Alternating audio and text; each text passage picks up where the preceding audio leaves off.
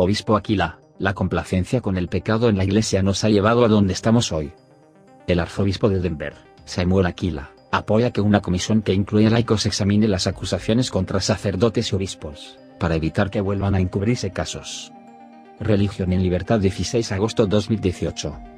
La Iglesia en Estados Unidos se halla en estado de shock.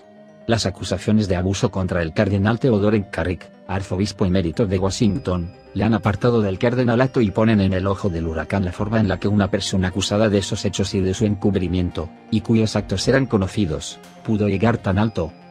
El cardenal Donald Well, a la izquierda, junto con su predecesor como arzobispo de Washington, el ya ex cardenal Theodoret Carrick. Su sucesor en la sede capitalina, Donald Well, aparece citado numerosas veces en el informe del Gran Jurado de Pensilvania, sobre todo durante su gobierno previo en la diócesis de Pittsburgh, una de las que acumulan peor resultado en cuanto a número de abusadores y de víctimas. Aunque el informe recoge la correcta actuación del cardenal Well en casi todos los casos que surgieron en los 18 años que ocupó la sede, también cuestiona su proceder en otros. Se multiplican las voces de laicos, sacerdotes y obispos que piden que sea una comisión independiente que incluya laicos la que, a nivel diocesano en caso de acusaciones a un sacerdote o a nivel nacional en caso de acusaciones a un obispo, estudie el caso. Uno de ellos, Samuel Aquila, arzobispo de Denver, quien en una carta a sus diocesanos fechada el lunes 13, ver abajo el texto completo, exhortaba a la conferencia episcopal a llevar a cabo una investigación independiente que incluya a miembros fieles laicos y a sacerdotes que no hayan tenido nada que ver con el asunto.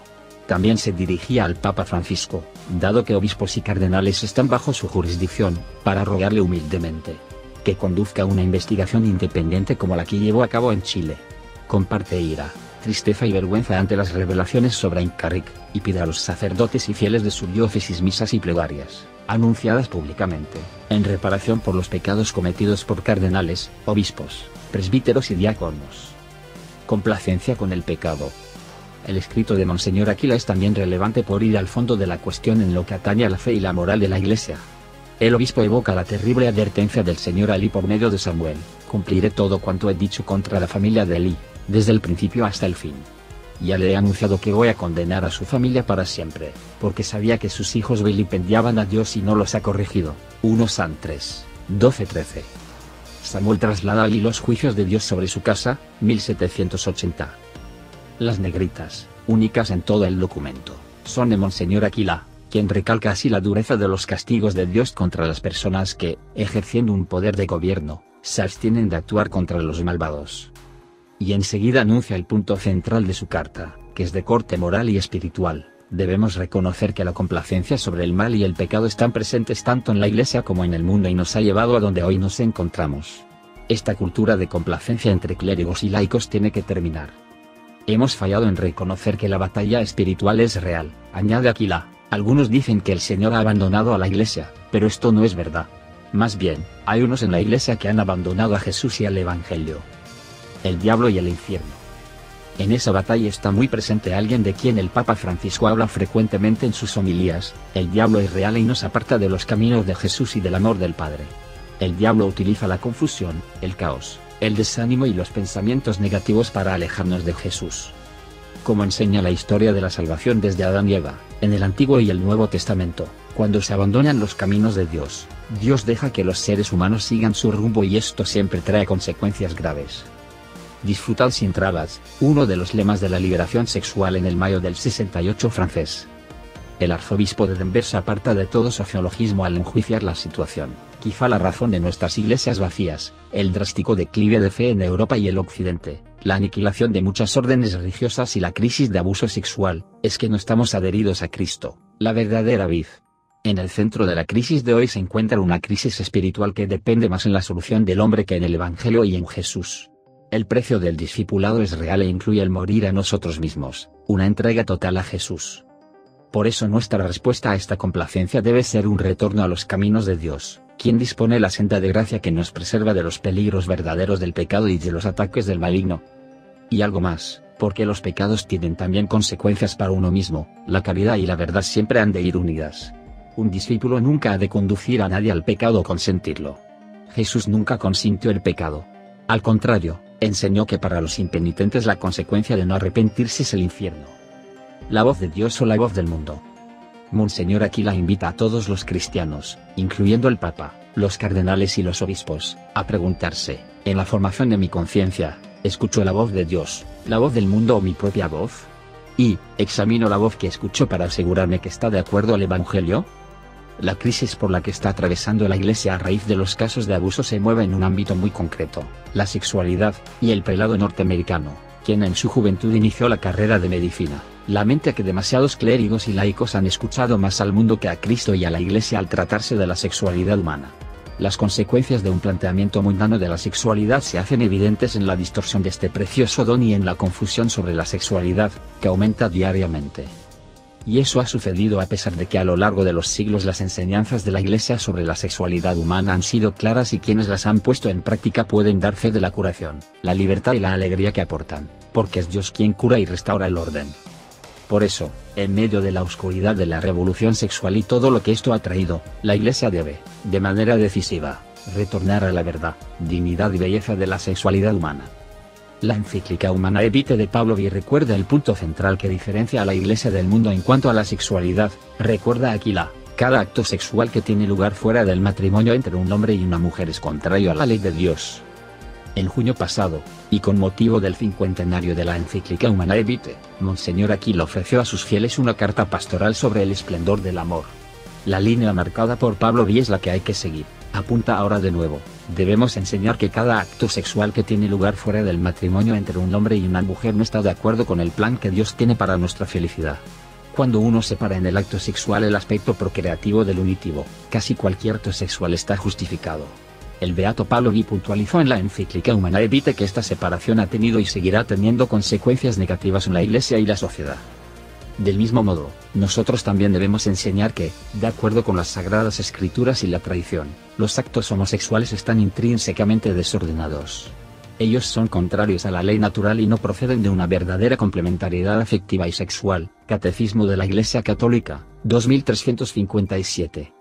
Para concluir, y antes de llamar a la oración y al perdón, el arzobispo de Denver insiste en que la revolución sexual que está ocurriendo en nuestra cultura, la cual dice básicamente todo vale si los adultos lo aceptan, no es el camino de Dios y solo nos conduce a donde estamos hoy. Debemos estar dispuestos a acompañar a las personas a la verdad de Jesucristo, que los hará libres para vivir las virtudes, que traen verdadera libertad, paz y alegría. Carta del arzobispo de Denver sobre la crisis de abuso sexual. Queridos hermanos y hermanas en Cristo, esta semana pasada estuve en mi retiro anual de silencio y las acusaciones en contra del arzobispo Carrick formaron parte de mi oración. Varios fieles me han escrito y preguntado sobre la situación. Algunos han sentido que el Señor ha abandonado a la Iglesia. Otros obispos se han expresado sobre esta tragedia y hoy yo les ofrezco a ustedes, los fieles de la arquidiócesis y a mis hermanos presbíteros y diáconos, las siguientes reflexiones. Como lo expresó el cardenal DiNardo, presidente de la Conferencia Episcopal de los Estados Unidos, las revelaciones sobre el arzobispo Carrick han causado, tanto en obispos como en laicos, ira, tristeza y vergüenza. Personalmente, siento mucho que ambos, laicos y clérigos, hayan tenido que experimentar este tipo de traición. En respuesta, le pido a cada sacerdote en la arquidiócesis que ofrezca una misa mensualmente en reparación por los pecados cometidos por cardenales, obispos, presbíteros y diáconos, y por todos los pecados cometidos por clérigos y laicos en contra de los mandamientos de nuestro Señor, y a la vez oren por la sanación de las víctimas del pecado. Esta misa ha de ser anunciada públicamente para que los laicos puedan asistir y ofrecer plegarias en reparación de estos pecados graves que han herido a tantos y por sus propios pecados. El personal de la arquidiócesis de Denver y su servidor nos esforzamos por hacer lo posible para asegurarnos de que tales cosas no ocurran aquí. Nuestras medidas preventivas incluyen verificaciones de antecedentes, cursos de ambientes seguros, capacitación obligatoria de reporte de abusos, la creación de un equipo integrado principalmente por laicos de respuesta adecuada al reporte de abusos, una auditoría independiente anual de nuestras organizaciones encargadas del reporte de abusos, contar con una persona laica, Risti Sullivan, 303-715-3241 o risti.sullivan@aptem.org, sirviendo como directora de la Oficina de Ambiente Seguro, la cual se encarga de todos los cargos de cualquier tipo de abuso contra menores por parte de clérigos o laicos, y de proveer evaluaciones psicológicas de los candidatos al sacerdocio. Igualmente, tenemos al coordinador de asistencia a víctimas, Jim Langley, quien puede ser contactado al 720-239-2832 o victim.asistencia@aptem.org. Si cualquier persona de la arquidiócesis conoce o ha sufrido una situación de abuso por parte de algún miembro del clero o empleado laico de la arquidiócesis con un menor o anciano, cualquiera de estas dos personas puede ser contactada al respecto. Tanto el obispo Jorge Rodríguez como su servidor tomamos estos asuntos con la máxima seriedad. Durante mi retiro, mi director me alentó a orar con las llamadas de Isaías, Jeremías y Samuel. Al orar con la llamada de Samuel, me impactaron las palabras del Señor a Samuel acerca de Elí. El Señor le dijo a Samuel que le dijera a Elí, cumpliré todo cuanto he dicho contra la familia de Elí, desde el principio hasta el fin. Ya le he anunciado que voy a condenar a su familia para siempre, porque sabía que sus hijos vilipendiaban a Dios y no los ha corregido. 1 San 3,12-13. Énfasis añadido. Demasiados seminaristas, sacerdotes y obispos sabían del comportamiento del arzobispo Oncarric y no lo frenaron. Debido a esto, exhorto a la Conferencia Episcopal de los Estados Unidos a que pida y permita una investigación independiente que incluya a miembros fieles laicos y a sacerdotes que no hayan tenido nada que ver con el asunto. Debido a que la supervisión de obispos y cardenales está bajo la jurisdicción de Roma, humildemente le pido al Papa Francisco que conduzca una investigación independiente como la que llevó a cabo en Chile. Como Jesús lloró sobre Jerusalén, también yo he llorado por la Iglesia y por las víctimas inocentes. Recuerdo cuando visité Auschwitz por primera vez en 1988. Mientras caminaba con horror en mi corazón por el mal palpable que estaba presente, reflexionando sobre cómo podían unos seres humanos hacer esto a otros seres humanos, hoy en oración, solo Jesucristo, solamente Él, puede redimir esta maldad. Lo mismo se puede decir de la crisis de abuso sexual de hoy, así como del vaciamiento de nuestras iglesias y del abandono de Dios por el mundo. Así que, ¿qué debemos hacer? Debemos reconocer que la complacencia sobre el mal y el pecado están presentes tanto en la Iglesia como en el mundo y nos ha llevado a donde hoy nos encontramos. Esta cultura de complacencia entre clérigos y laicos tiene que terminar. Además, hemos fallado en reconocer que la batalla espiritual es real. Algunos dicen que el Señor ha abandonado a la Iglesia, pero esto no es verdad. Más bien, hay unos en la Iglesia que han abandonado a Jesús y al Evangelio. El Papa Francisco habla frecuentemente en sus homilías sobre el diablo y sus obras. El diablo es real y nos aparta de los caminos de Jesús y del amor del Padre. El diablo utiliza la confusión, el caos, el desánimo y los pensamientos negativos para alejarnos de Jesús. Cuando uno ve la historia de la salvación, ve, comenzando con Adán y Eva, recorriendo el Antiguo y Nuevo Testamento, y a través de los siglos hasta ahora, que son los seres humanos los que abandonan los caminos de Dios.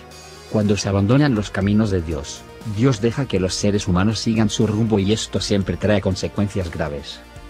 Jesús les dice a sus discípulos en Juan 15 que separados de mí nada pueden hacer y posteriormente nos dice que, si nos separamos de la vid, Jesús, nos secaremos.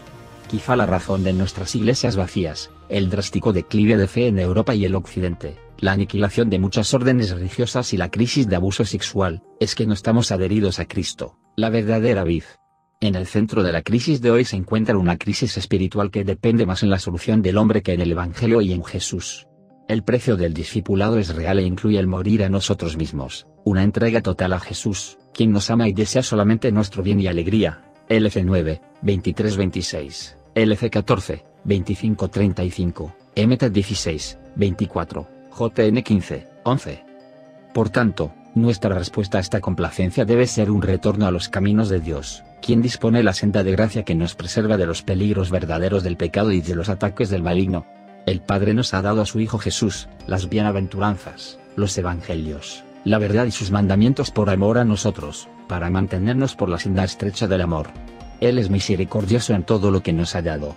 La caridad y la verdad siempre han de ir unidas. Un discípulo nunca ha de conducir a nadie al pecado o consentirlo. Jesús nunca consintió el pecado. Al contrario, enseñó que para los impenitentes la consecuencia de no arrepentirse es el infierno. MC 9, 42. LC 17, 1-4. Así como un padre de familia proporciona límites para sus hijos por su propio bien, el Señor también nos los ha proporcionado. Todos los que estamos en la Iglesia, incluyendo al Santo Padre, a los cardenales, obispos, presbíteros, diáconos, consagrados y laicos, debemos examinar nuestras conciencias y preguntarnos, ¿verdaderamente conozco, amo y sirvo al Padre, a Jesús y al Espíritu Santo? ¿Y, sigo los caminos de Jesús o los caminos del mundo? En la formación de mi conciencia, escucho la voz de Dios, la voz del mundo o mi propia voz. Y, examino la voz que escucho para asegurarme que está de acuerdo al Evangelio. He puesto mi fe en Jesucristo personalmente y, en este tiempo de tribulación, mantengo mi mirada fija en Jesús, que inicia y lleva a la perfección la fe. El 12. 2. Sé de dónde provengo, que Dios me ama y que me conocía desde antes de haber nacido. Sal 139. Sé a dónde voy, que soy creado para la vida eterna y para conocer al Padre como Jesús lo conoce. JN 8. 14. Creo verdaderamente que la intimidad con Jesús puede sanar las heridas de mis pecados, mis debilidades o mi quebrantamiento. Y finalmente, como Jesús recuerda con frecuencia a sus discípulos en Juan 14 y 15, aquellos que lo aman guardan los mandamientos, así como Él ha guardado los mandamientos del Padre. ¿Hago yo esto? El Papa Francisco y cada Papa desde el Beato Pablo V nos han llamado a un encuentro más profundo con Jesucristo. Este encuentro nos lleva a la fe en Jesucristo y a una relación profunda y personal con Él, quien a su vez nos dirige al Padre y al Espíritu Santo. Su deseo es que cada discípulo sea uno con el Padre y con Él. Ya una vez que pongamos nuestra fe en Jesús, lo amemos y cumplamos los mandamientos, el Padre y el Hijo harán morada en nuestros corazones. JN 14, 23. Cada uno de nosotros debe orar para tener una fe más profunda en Jesús cada día, la fe que mueva montañas. MT 17, 20, y que nos convierta en discípulos misioneros. Con Dios todo es posible. MC 10,27, y eso incluye el perdón de nuestros pecados, la sanación de nuestras heridas, el hacernos santos y vivir una vida de santidad y virtud, incluyendo la castidad. Y esto me lleva a otro aspecto importante de esta crisis. El cardenal Dinardo señaló en su declaración que la Iglesia está sufriendo de una crisis de moralidad sexual y no es solo la Iglesia, es el mundo. Lamentablemente, demasiados clérigos y laicos han escuchado más al mundo que a Cristo y a la Iglesia al tratarse de la sexualidad humana.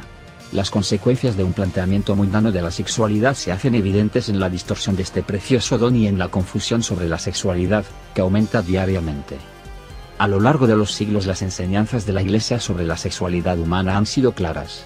San Juan Pablo II ayudó tremendamente con su mensaje positivo acerca de la teología del cuerpo.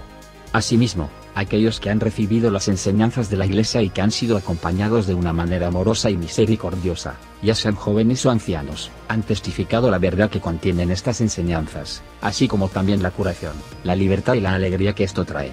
Esto se puede ver en mucha gente joven a quien he encontrado a través del programa de la comunidad de estudiantes de la Universidad Católica, Focus por sus siglas en inglés N.D.T, a aquellos que hacen parte del camino necatecumenal, a aquellos que han compartido iniciativas como Living Water o los retiros de couraje, o para quienes han participado de los grupos de sexoadictos anónimos. Su testimonio, alegría y libertad son reales y esto abraza la verdad que de quienes son ante los ojos de Dios. El Dios que cura y que restaura el orden. En medio de la oscuridad de la revolución sexual y todo lo que esto ha traído, la Iglesia debe, de manera decisiva, retornar a la verdad, dignidad y belleza de la sexualidad humana. Debemos enseñar que cada acto sexual que tiene lugar fuera del matrimonio entre un hombre y una mujer no está de acuerdo con el plan que Dios tiene para nuestra felicidad. Cuando uno separa en el acto sexual el aspecto procreativo del unitivo, casi cualquier acto sexual está justificado. El Beato Pablo V puntualizó en la encíclica Humanae Vitae que esta separación ha tenido y seguirá teniendo consecuencias negativas en la Iglesia y la sociedad. Nosotros también debemos enseñar que, de acuerdo con las Sagradas Escrituras y la tradición, los actos homosexuales están intrínsecamente desordenados. Ellos son contrarios a la ley natural y no proceden de una verdadera complementariedad afectiva y sexual. Catecismo de la Iglesia Católica, 2357. También debemos asegurarnos de formar de manera cuidadosa a los seminaristas, así como lo hemos hecho en la arquidiócesis por largo tiempo. Sin embargo, todos los seminarios necesitan dedicarle una atención especial a la formación de nuestros futuros sacerdotes, a su educación en la castidad, para que ellos puedan desarrollar una auténtica madurez y acoger el celibato por el reino de los cielos, respetando y fomentando el significado nupcial de sus cuerpos. Pastores Davo Bovis, 44. La castidad es un gran bien y necesita ser vivida. La revolución sexual que está ocurriendo en nuestra cultura, la cual dice básicamente todo vale si los adultos lo aceptan, no es el camino de Dios y solo nos conduce a donde estamos hoy. Debemos estar dispuestos a acompañar a las personas a la verdad de Jesucristo, que los hará libres para vivir las virtudes, que traen verdadera libertad, paz y alegría. Para concluir, pido que todos nosotros recordemos orar y estar cerca del corazón de Jesús, pedir la humildad de Jesús y el don del amor a los demás, así como Jesús amó. JN 13:34. Cada discípulo debe orar para tener el don de la fe y una confianza más profunda en Jesús, y de manera especial en su poder sanador. Debemos orar por todas las víctimas de abuso sexual hoy en nuestra cultura, por su sanación y por su encuentro con el Señor Jesús, quien puede traerles sanación. Debemos orar por el clero de la Iglesia, por el Papa, los cardenales, obispos, presbíteros y diáconos, para que el Espíritu Santo, quien avivará los dones que les ha otorgado, los ayude a ser fieles a Cristo y al Evangelio y a ser verdaderos siervos de los fieles con el corazón de Cristo. Debemos orar por la Iglesia nuestra Madre, que es santa, aunque tenga pecadores en medio de ella y sufra por las ofensas de todos sus miembros. Oremos por la virtud de la esperanza, para que lleguemos a la conciencia de que podemos hacer todas las cosas en Cristo quien nos da la fuerza para ser santos. FLP 4:13. Pidamos por el don de la piedad, para que podamos comportarnos verdaderamente como hijos de Dios y reverenciemos nuestros cuerpos y los de los demás como templos del Espíritu. Pidamos la gracia de tener corazones puros. MT 5:7. Finalmente, como aquellos que pertenecemos a Jesús, debemos orar por nuestros enemigos y por aquellos que nos persiguen. No debemos desear el mal o buscar la venganza para los demás.